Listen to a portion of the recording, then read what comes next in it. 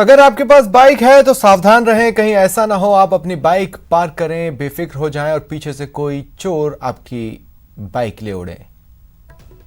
जोधपुर में एक चोर अपने मंसूबों में कामयाब नहीं हो पाया।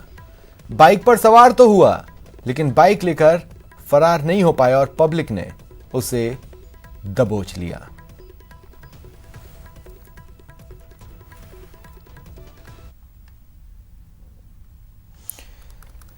वडोदरा में मानसून आ चुका है और इसी के साथ कई लोगों ने राहत की सांस ली और कई लोग मुसीबत से भी घिर गए। नाथद्वारा में जमकर बदरा बरसे। भारी बारिश से लोग परेशान भी हुए क्योंकि 2 इंच बारिश से बाजार में नदी सी बहने लगी। इस पानी के बहाव में एक बाइक और स्कूटी भी बहती दिखाई दी। वहीं पानी के साथ एक दुकान में अजगर घुस आया।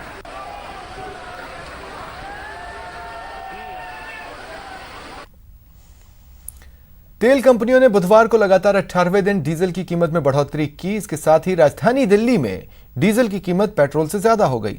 ऐसा भारत के इतिहास में पहली बार हुआ है।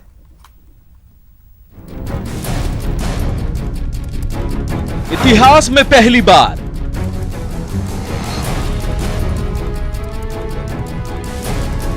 कीमत में पेट्रोल की हार।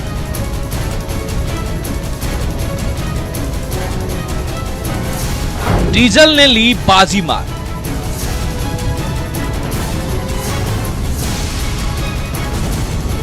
महंगाई को लेकर हाहाकार।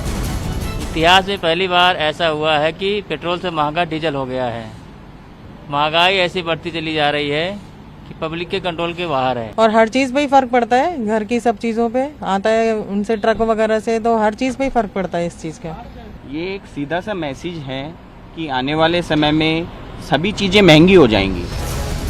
18 दिनों से चल रही कीमत की दौड़ में आखिरकार पेट्रोल की हार हुई है। देश के इतिहास में पहली बार डीजल ने इस रेस को जीत लिया है। अब दिल्ली में पेट्रोल की कीमत 79 रुपए 76 पैसे है, जबकि डीजल की कीमत 79 रुपए 40 पैसे से बढ़कर 79 रुपए 88 पैसे प्रति लीटर हो गई है। देश में पेट्रोल डीजल के दाम 7 जून से लगातार बढ़ रहे हैं। इन 18 दिनों में दिल्ली में पेट्रोल 8 रुपए 50 पैसे और डीजल 10 रुपए 48 पैसे महंगा हो चुका है। हालांकि दिल्ली के अलावा देश के बाकी हिस्से में अब भी पेट्रोल की कीमत ही ज्यादा है। मुंबई में पेट्रोल की कीमत 86 रुपए 54 पैसे प्रति लीटर है, जबकि डीजल की कीमत 78 रुपए 22 पैसे है। चेन्नई में पेट्रोल की कीमत 83 रुपए 4 पैसे प्रति लीटर है, जबकि डीजल की कीमत 77 रुपए 17 पैसे प्रति लीटर है। वहीं कोलकाता में पेट्रोल की कीमत 81 रुपए 45 पैसे प्रति लीटर है, जबकि डीजल की कीमत 77 रुपए 6 पैसे प्रति लीटर है। पहले से ही कोरोना ने आम लोगों की कमर तोड़ रखी है। उस पर पेट्रोलियम की कीमत में लगातार हो रही बढ़ोतरी ने लोगों की बेचैनी बढ़ा दी है। भाई ये महंगाई को रोको, लॉकडाउन ने तो पहले ही मार रखा है, ऊपर से पेट्रोल डीजल ने भी मार दिया कि हर चीज के रेट बढ़ जाएंगे, उसके अंदर फिर क्या करेंगे हम। वैसी सैलरी आधी मिल रही है, मेट्रो बंद है, ऑफिस जाने की प्रॉब्लम है। ये चाहता है कि हम घर बैठ जाएं, दोबारा लॉकडाउन जनता अपने आप कर दे। ये अपने आप जनता से लॉकडाउन करवाना चाहते हैं। डीजल की कीमत बढ़ने का चौतरफा असर होता है। इससे ट्रांसपोर्ट की लागत तो बढ़ेगी, महंगाई बढ़ने का खतरा भी मंडराने लग जाएगा। Bureau report, news 18 network. एक तरफ तेल की कीमत बढ़ रही है, दूसरी तरफ इसे लेकर बीजेपी और कांग्रेस में सियासी जंग छिड़ गई है। जो पेट्रोल डीजल के दाम में पड़ा है उसकी वजह है कि वैट जो है स्टेट गवर्नमेंट ने बढ़ाया और खासकर कांग्रेस स्टेट और दिल्ली की सरकार ने ज़्यादा बढ़ाया। उसकी वजह से लोकल लेवल पे जो है प्राइसेस बहुत तेज़ी से बढ़े हैं। दूसरी बात ये समझना पड़ेगा कि जो सरकार के पास जो भी रेवेन्यू आता है सेंट्रल गवर्नमेंट का पेट्रोलियम रेवेन्यू, उसका 39% जो है स्टेट को जाता है। तो स्टेट जो सबसे बड़ा बेनिफिशियरी है और उसको जो पूरे पेट्रोलियम रेवेन्यू से सबसे बड़ा फायदा उसको होता है वैट से भी, और सरकार का जो एलोकेशन होता है।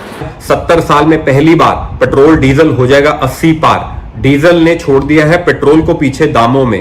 ये कर भाजपा ने निम्न आय वर्ग, मध्यम आय वर्ग और कृषि क्षेत्र पे हिरोशिमा का बम फेंक दिया है, जो आज आम आदमी के बजट को और कृषि क्षेत्र को निस्तो नाबूद कर देगा। 70 साल का हिसाब मांगने वालों ने 18 दिन तेल की कीमतें बढ़ाकर अगले 180 दिन के बजट को आग लगा दी है। चीन सीमा विवाद पर हमलावर कांग्रेस को बीजेपी ने उसी की भाषा में जवाब दिया और इस मुद्दे पर उसके रवैये पर सवाल उठाए।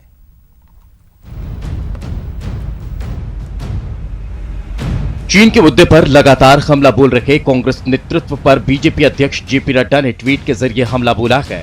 नड्डा ने पिछले हफ्ते हुई सर्वदलीय बैठक का जिक्र करते हुए कहा कि सवाल पूछना विपक्ष का अधिकार है। ऑल पार्टी मीटिंग में माहौल अच्छा रहा। विपक्ष के कई नेताओं ने अहम सुझाव दिए। उन्होंने सरकार का समर्थन भी किया। सिर्फ एक परिवार अलग था। कोई अनुमान लगा सकता है कि वह कौन था। एक ऑल पार्टी मीटिंग हुई थी जिसमें सारे सवाल पूछे थे, सारे सवालों के जवाब भी दिए गए थे। एक स्टेटमेंट भी प्रधानमंत्री द्वारा रिलीज किया गया था।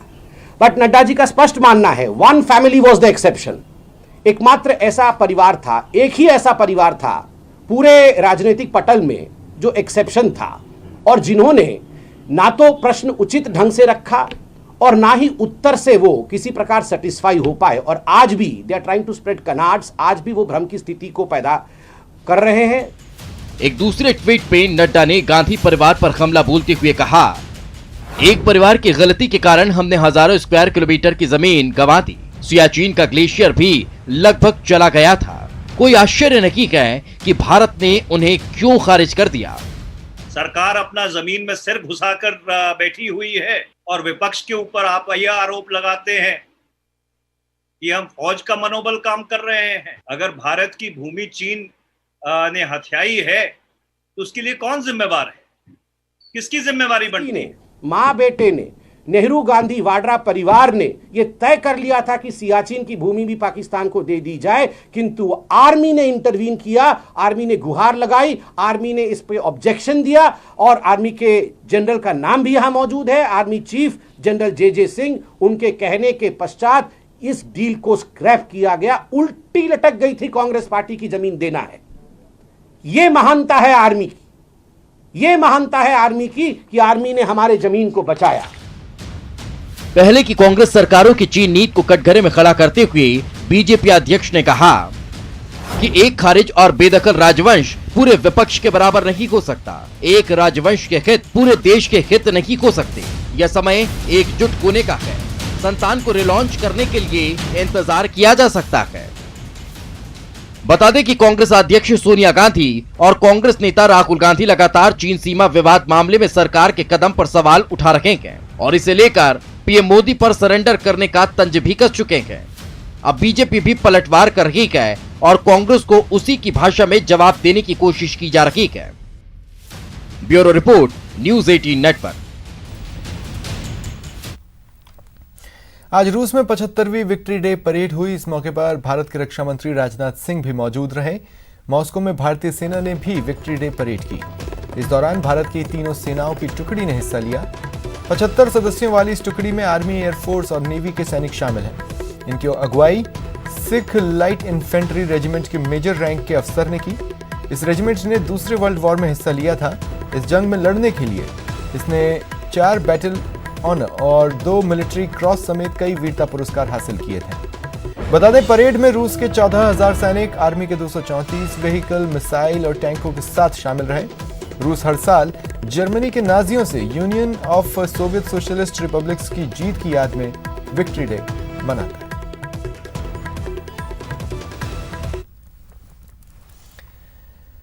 मॉनसून सिर पर है, लेकिन कोटा की सड़कों पर बने गड्ढों को दुरुस्त करने की जरूरत नहीं महसूस की जा रही। सड़कों की बदहाली की कहानी हमारे संवाददाता शाकिर अली की जुबानी। दे दिए और कोटा में भी कई सारी सड़कें ऐसी हैं जो उनकी हालत जर्जर है। तस्वीरों में आप देख सकते हैं कोटा का किशोरपुरा इलाका है और यहाँ पर भी जो सड़क है पूरी तरह से टूटी हुई है। कुछ लोग भी मेरे साथ यहाँ मौजूद है। जी, बहुत दिक्कत आती होगी अब इस तरह के गड्ढों में? यहाँ बहुत ज़्यादा गड्ढे हो जाते हैं, बारिश में जाम भी लगता है, गिर जाते हैं लोग बाग, पानी भर जाता है। पानी इतना भरता है कि गड्ढे नज़र नहीं आते हैं, इतने बड़े बड़े गड्ढे हो जाते हैं यहाँ पे। ट्रैफिक भी बहुत ज़्यादा है इधर, तो रोड भी एक कमी चौड़ा है। आगे जाके वो और ज़्यादा गड्ढे हैं, बड़े बड़े गड्ढे हैं, गिर जाते हैं लोग, पानी भर जाता है, तो बस्ते में चल जाता है। 6 महीने तक ये कंडीशन रहती है। जब तक दशहरा नहीं आते हैं उससे पहले हालात सुधार नहीं होते। हर साल यहाँ पर जो है रिपेयरिंग का काम भी होता है, लेकिन उन सब के बावजूद आप देख सकते हैं तस्वीरें किस तरह से। और ये रोड इतना व्यस्त है कि बड़े वाहन भी यहाँ से होकर के गुजरते हैं। छोटे वाहन चालकों को बारिश में बहुत ज़्यादा दिक्कत होती है, कई बार हादसे भी हो जाते हैं। जी, ये गड्ढे बहुत ज़्यादा हैं यहाँ पर, और भी जगह पर देख रहे हैं हम, सड़कें ख़राब हो रही हैं। सर इधर क्या है, जब भी बारिश होती है खड्डे दिखते नहीं और फिसलन ज़्यादा हो जाती है, गाड़ियाँ स्लिप मार जाती है। काफ़ी खड्डे होने के बावजूद भी अभी तक कोई सुनवाई नहीं हो पा रही है। प्रशासन को यही कहेंगे साहब, ये भरवाओ तो कम से कम ये गाड़ी फिसलन ये सारी चीज़ें ना हो। एक्सीडेंट वगैरह का खतरा रहता है साहब हमेशा ही, कई बार हादसे भी होते हैं। वही कह रहा हूँ, एक्सीडेंट का खतरा रहता है, दुर्घटना का खतरा हमेशा बना रहता है। जी आप बताइए, ये गड्ढे बहुत ज़्यादा हैं यहाँ पर, कई बार हादसे होते हैं, लेकिन अब बारिश में और ज़्यादा दिक्कत होगी। बारिश में तो सर ये क्या है, इतने खतरनाक हो जाते हैं सर कि गाड़ी निकालना भी बहुत भारी हो जाता है। और इसमें गाड़ी तो क्या है सर, जानवर वगैरह और ये सामने आते हैं तो क्या है, बिल्कुल ही इच्छा नहीं होती कि इधर से गाड़ी निकाले। ये स्थिति बनी हो जाती है सर बरसात में यहाँ पर। कैमरा पर्सन मुकेश शाकेवाल के साथ शाकिर अली, न्यूज़ 18 कोटा। मॉनसून के पहले खस्ताहाल सड़कों को दुरुस्त करने का चलन रहा है ताकि बारिश से होने वाले हादसों पर ब्रेक लगे, लेकिन अजमेर प्रशासन को इस बात की जरा भी परवाह नहीं। शहर की कई बड़ी सड़कों पर बड़े बड़े गड्ढे हादसे को न्योता दे रहे हैं। संवाददाता अभिजीत दवे दिखा रहे हैं जमीनी हकीकत। मानसून की आहट किसी भी वक्त हो सकती है और ऐसे में जनता के लिए सबसे बड़ी परेशानी का सबब बने हुए हैं सड़कों पर बड़ी संख्या में पड़े हुए गड्ढे, जिसके चलते कोई बड़ा हादसा न हो जाए, इसकी तमाम लगातार संभावना जो है वो बनी रहती है। और इस वक्त हम अजमेर के स्टेशन रोड पर मौजूद हैं। कई तरह की परेशानियां जो है वो लोगों को आती है। लोगों से हम बात करना चाहेंगे।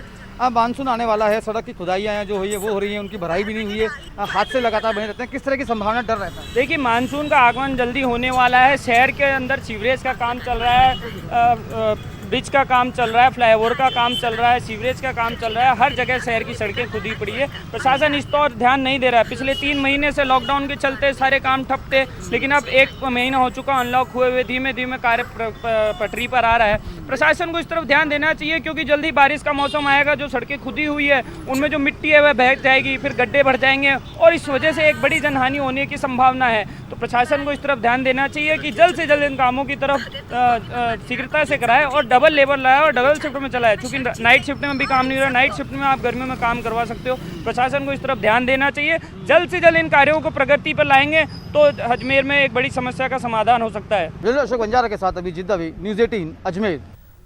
और संवाददाता सतवीर राठौड़ ने बीकानेर की बदहाल सड़कों का जायजा लिया।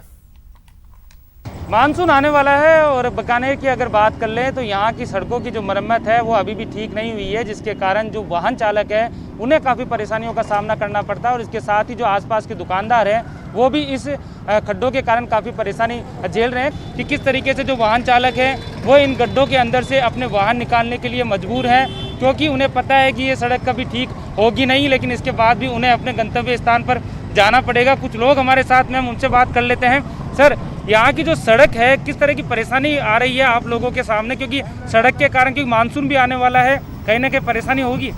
परेशानी तो बहुत होती है सर जी इसके अंदर में, क्योंकि मानसून की वजह से यहाँ जो खड्डे हो रखे हैं इनमें पानी भर जाता है। और फिलहाल इतना ही, नमस्कार।